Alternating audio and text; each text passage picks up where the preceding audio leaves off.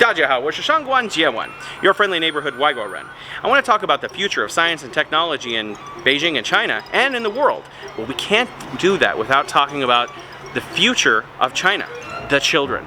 So we're going to go to a Paleozoological museum here in Beijing today and check it out. Let's go.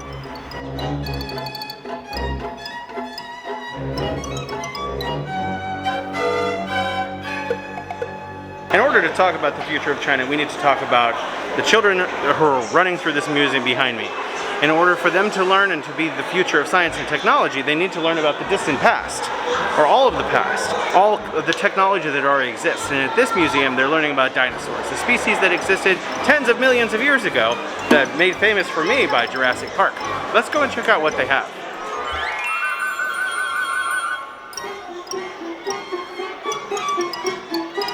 Astoundingly, this herbivore, which walks on all fours, head goes all the way up to the second floor. Absolutely amazing.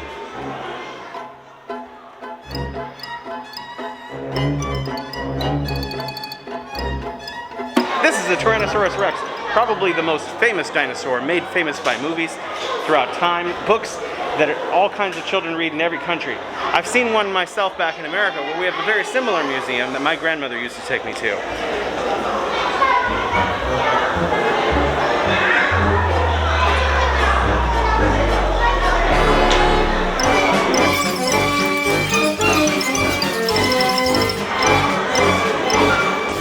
Here on the second floor, you can see the top of that herbivore. Herbivore means animal that only eats vegetables, grass, things like that. Doesn't eat any kind of meat. Sticking out from the second floor.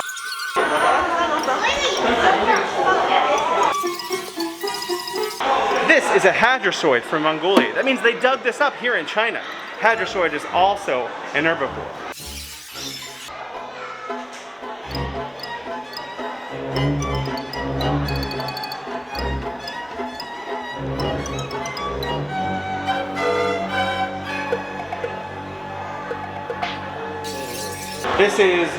This is Lufengosaurus, found in Yunnan. Children here are elated by all of the dinosaurs around them, and I'm sure it fills their mind with creative ideas and dreams for the future.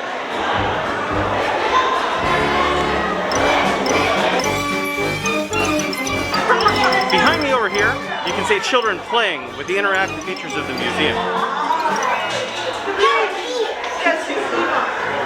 Behind me, there's a map of all of the footprints of the various dinosaurs they found all over China, so children can see where in China dinosaurs have been discovered.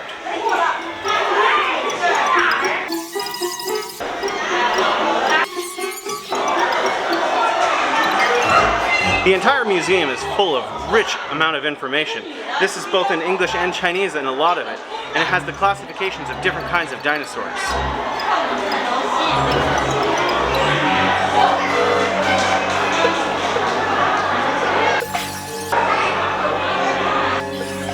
Information behind me is in English and Chinese again, and it talks about flying vertebrates because it's actually controversial.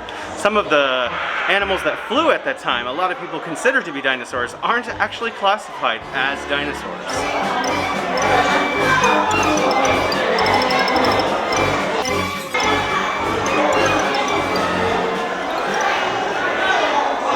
A lot of people will tell you the dinosaurs went extinct 65 million years ago with maybe a volcano or an asteroid.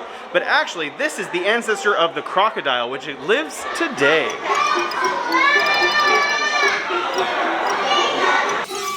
You might recognize this animal behind me. It is because it is the ancestor of the turtle. And I learned that here in this museum.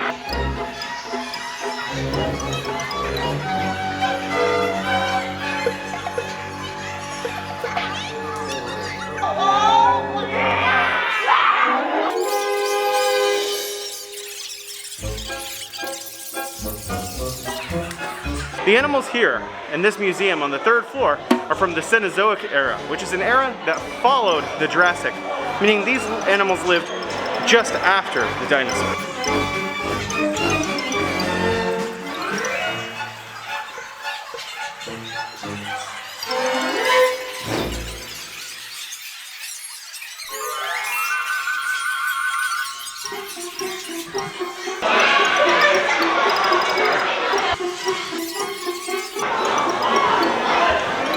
seen the elephants. I've seen them here in Beijing and elsewhere in Thailand, and I physically came in contact with them. But none of them is remotely as big as just the head, the skull, including the tusks of this woolly mammoth.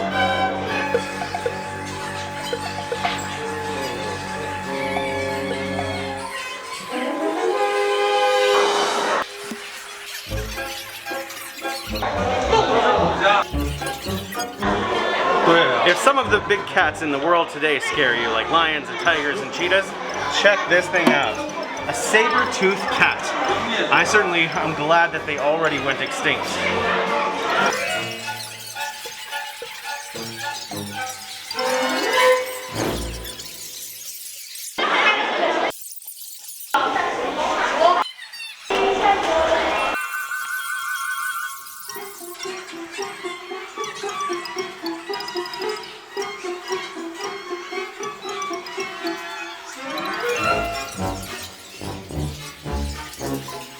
One of my absolute favorite dinosaurs when I was a kid, the Stegosaurus.